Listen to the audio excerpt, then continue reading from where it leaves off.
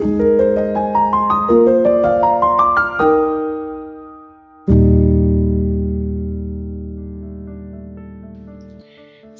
Bapak Ibu dan Saudara yang terkasih dalam Tuhan. Senang kita bisa bertemu lagi dalam Sapaan Gembala hari ini. Bapak Ibu dan Saudara, mari bersama-sama sebelum kita akan membaca dan merenungkan sebagian firman Tuhan, kita berdoa. Tuhan, terima kasih untuk hari ini, hari yang baru, hari yang penuh berkat, hari yang penuh dengan sukacita, kegembiraan. Kami bersyukur kepadamu ya Tuhan, dan kami bersama juga akan merenungkan sebagian dari firman-Mu. Tuhan, tolonglah setiap kami. Demi nama Tuhan Yesus kami berdoa. Amin. Bapak Ibu, bagian firman Tuhan yang melandasi perenungan kita hari ini terambil dari Roma pasal 5 ayat yang ke-6 sampai dengan ayatnya yang ke-9. Karena waktu kita masih lemah, Kristus telah mati untuk kita, orang-orang fasik, pada waktu yang ditentukan oleh Allah. Sebab tidak mudah seseorang mau mati untuk orang yang benar, tetapi mungkin untuk orang yang baik ada orang yang berani mati. Namun Allah menunjukkan kasih-Nya kepada kita dalam hal ini. Ketika kita masih berdosa, Kristus telah mati untuk kita. Terlebih lagi, karena kita sekarang telah dibenarkan oleh darah-Nya, kita pasti akan diselamatkan melalui Dia dari murka Allah. Bapak Ibu, dalam kehidupan kita manusia secara umum ada prinsip. Kalau kamu baik, aku bisa lebih baik dari kamu. Aku akan memberikan hal yang baik buat kamu karena kamu baik. Tapi kalau kamu jahat, saya bisa lebih jahat dari kamu. Kamu lihat aja. Wah, seringkali kan begitu ya Bapak Ibu ya, secara umum. Namun Bapak Ibu, hal yang luar biasa, hal yang sebaliknya justru ditunjukkan oleh Kristus melalui bacaan firman Tuhan kita pada hari ini. Bagaimana dikatakan bahwa justru ketika kita itu lemah, ketika kita itu berdosa, Kristus itu mati untuk kita. Artinya, Kristus mati bukan karena ada hal yang baik dari diri kita. Bukan karena ada perbuatan yang baik sehingga Kristus merasa berhutang budi kepada manusia. Tapi karena kasih Allah yang begitu besar melalui anaknya yang tunggal yaitu Tuhan Yesus Kristus.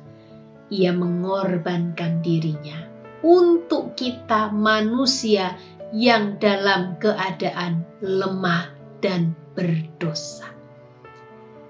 Bukankah ini hal yang luar biasa Bapak Ibu? Yang seharusnya kita dihukum, yang seharusnya kita menerima ganjaran dari perbuatan dosa kita. Tapi Tuhan mengambil semua itu untuk ditanggungkan di dalam dirinya, supaya manusia ini tidak menerima penghukuman Allah. Dan karena kasih dan perbuatannya yang luar biasa itu bagi manusia, kita ini diperdamaikan dengan Allah. Kita ini dibenarkan melalui pengorbanan Kristus. Nah Bapak Ibu dan Saudara yang terkasih dalam Tuhan, bagian ini sangat penting, terutama pada waktu itu adalah bagi jemaat di Roma. Supaya jemaat di Roma punya keyakinan yang kokoh di dalam Kristus. Mereka tidak lagi mudah diombang-ambingkan karena latar belakang mereka adalah kebanyakan orang-orang Yahudi dan Yunani yang percaya kepada Kristus. Sehingga dalam perjalanan proses iman mereka mungkin ada begitu banyak hal atau banyak faktor yang bisa mempengaruhi pertumbuhan iman mereka kepada Kristus. Tapi melalui surat ini, iman mereka diteguhkan kembali, melihat kembali bagaimana keberadaan diri mereka sebagai manusia berdosa dan apa yang sudah dilakukan Allah melalui pengorbanan Kristus. Dan itu pula yang menjadi refleksi kita di hari ini. Bapak, Ibu, dan Saudara, Mari kita mengingat, kita belajar. Yang pertama, kita belajar, kita adalah manusia berdosa. Kalau bukan karena Kristus, kita tidak bisa diperdamaikan dengan Allah.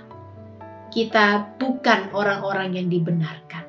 Bersyukur karena Kristus memberikan dirinya berkorban bagi kita manusia berdosa. Yang kedua, kita belajar betapa besar kasih Allah yang tanpa syarat itu. Kita yang seharusnya tidak patut untuk dikasihi, apalagi menerima pengorbanan yang begitu besar, tapi Allah yang mengasihi kita, Allah melakukannya. Bagaimana dengan relasi kita terhadap sesama kita, Bapak Ibu? Apakah kita tetap mau menjalani hidup ini dengan prinsip yang tadi saya katakan, kamu baik, saya bisa lebih baik. Kamu jahat, wah lihat aja, aku bisa lebih jahat. Ataukah kita mau belajar meneladani kasih Allah dan Kristus, bahwa di dalam yang tidak baik, di dalam perbuatan atau perlakuan yang mungkin tidak baik kita dapatkan, kasih Allah itu tetap ada untuk orang itu. Bapak Ibu, ini menjadi sebuah PR bersama buat kita, tapi jangan takut. Kita menjalani proses ini bersama dengan Tuhan yang akan memampukan kita. Tuhan memberkati kita semua. Mari kita berdoa. Tuhan, terima kasih, kami mau belajar untuk melakukan firman-Mu. Tolonglah kami Tuhan, tolonglah kami. Terima kasih Tuhan, demi nama-Mu kami berdoa.